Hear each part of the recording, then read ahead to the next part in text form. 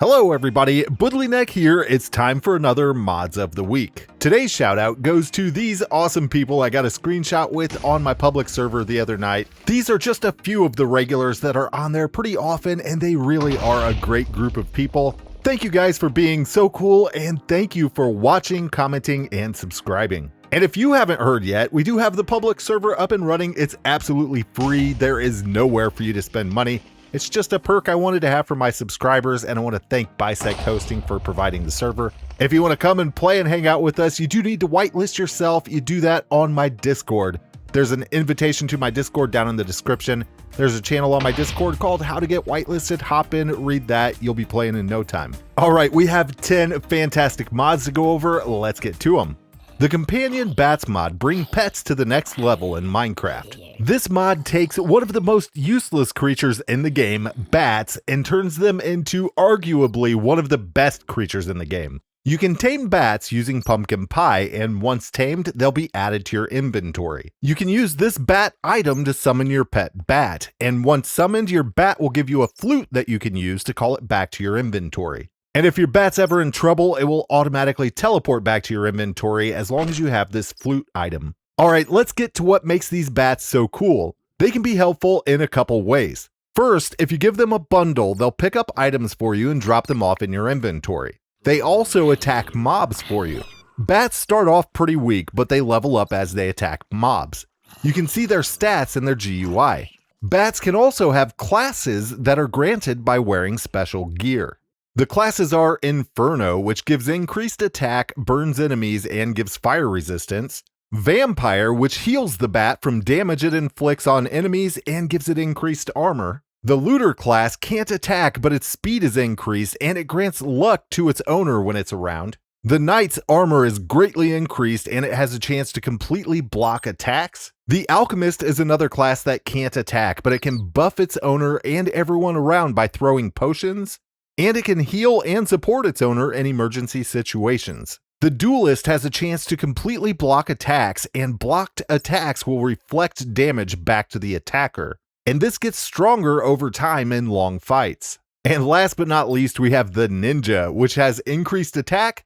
It can sneak attack enemies when behind them, greatly increasing the damage dealt, and it can teleport behind enemies. And the classes have levels too that your bat can level up.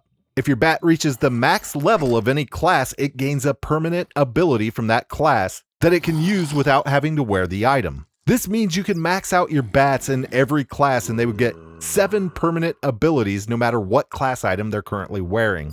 This is a very cool mod that unfortunately right now is only for 1.17, but the developer says they plan to backport it to 1.16.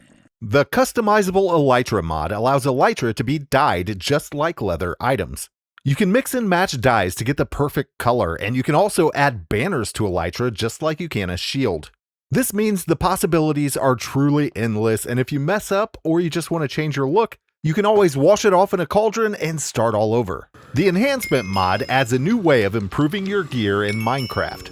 Using the newly added Enhancement Crucible, you can risk upgrading your gear at the chance that it'll be destroyed. The highest possible level you can get your gear to is 20, but the chances of getting gear to 20 is extremely low and would require some automation. You can use the Eye of Fire to help your chances by 5%, and you can also use it to craft a combustion cell, which steadily repairs items in your inventory. The combustion cell can repair itself using various items as fuel. This mod also adds a new bow called Rain of Arrows that fires a volley of arrows down when it hits a target. The number of arrows per volley can be upgraded in the Enhancement Crucible. You can craft Cactus Drip, which is a new food item that removes the wither and the burning effect. You can brew a potion of bad omen using a totem of undying. And last but not least, this mod adds the Imposter, which is a new mob that looks like a normal cactus until you hit it. Once you hit it, this guy reveals his true form, and he reminds me of the Cactuar from Final Fantasy, if any of you guys remember that. Currently, Fantasy Mounts adds unicorns and a couple unicorn-related items to the game. Unicorns are a very rare creature that can be tamed and rode just like horses, with a couple pretty cool exceptions. Unicorns can fit 2 players, and they have frostwater walking, which makes them much more useful than normal horses. When you're looking for a unicorn, you can use the golden carrot stew, which makes all nearby unicorns glow. This can make finding them much easier. Once you manage to find and tame a couple unicorns, you can breed them using diamond carrots. And you can use the golden whistle to help control them. Like I said, this currently only has unicorns, but the developer says they plan to add more rideable creatures, like the polar bear, a pegasus, a giant spider, and more. I would love to have a tamed rideable giant spider. That sounds amazing.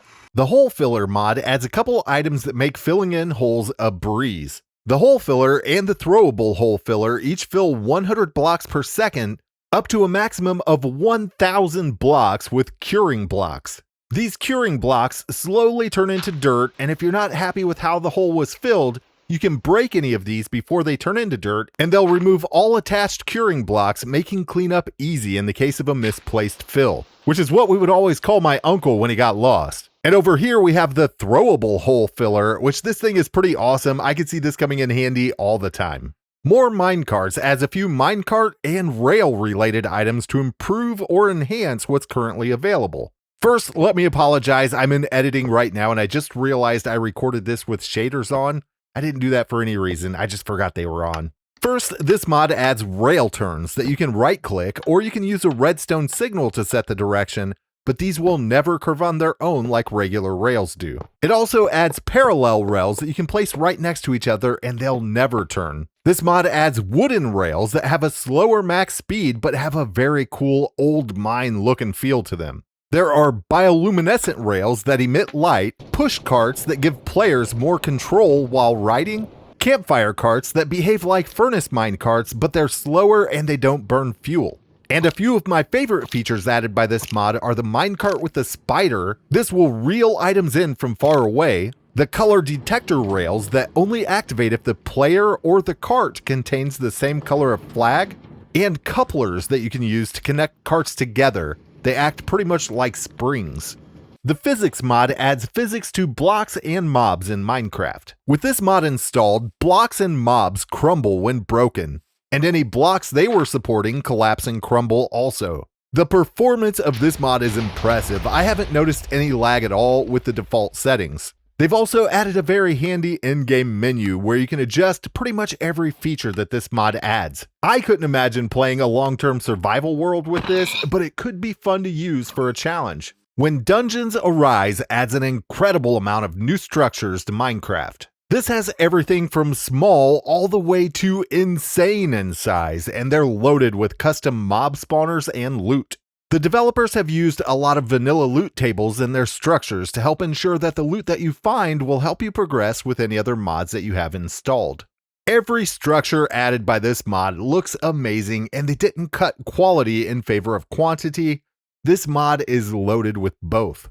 WTHIT has recently said they're not interested in modding anymore, which is a shame because that means we're losing an amazing figure in Minecraft modding. They've created or been part of some of the most popular Minecraft mods ever. I think most of us have used Hwyla, which is WTHIT's fork of Hwyla. With WTHIT taking a break from modding, this means Hwyla won't be getting updated anymore. Which brings us to WTHIT, or what the heck is that, to keep this family friendly. This is the new fabric fork of Hwyla made by Bad As Intended. For those of you who don't know what Hwyla or WTHIT is, it's the little box up at the top of the screen that shows information about what you're looking at. It's very highly configurable and a much needed feature in modded Minecraft. As we all know, once you have a few mods in, there's going to be a lot of times that you ask yourself, what the heck is that? Young's Better Portals aims to reinvent the Nether portal system, making it more engaging and immersive. To accomplish this, instead of making a rectangle of obsidian, you need to search the bottom areas of the overworld to find a dimensional rift. Hopping into these will take you to the Nether, however, these rifts only offer an entrance to the Nether. You'll need to find another way out. To get back to the overworld, you're going to have to find a monolith, which is a new semi-rare structure that has a beam shooting out of the top.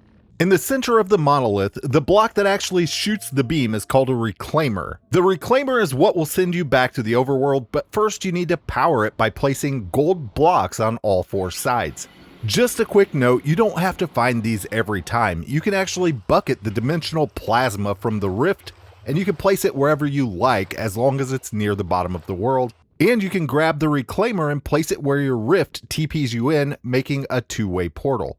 The reclaimer can also be used to levitate entities, including players, mobs, and items, allowing for new methods of vanilla automation and transportation. And that is all the time we have for this episode. I want to thank you guys so much for watching and for sticking around to the very end. I hope you enjoyed this episode. I had a fantastic time making it. I need to give an extra big thank you to all my Patreon supporters. Their names are up on the screen right now. Thank you guys so much. And I want to thank all of you for watching, commenting, subscribing, and liking. All this stuff, you know what you do. And if you enjoyed this video and you haven't subscribed yet, maybe consider subscribing. Keep playing, keep having fun. We will see you guys next time.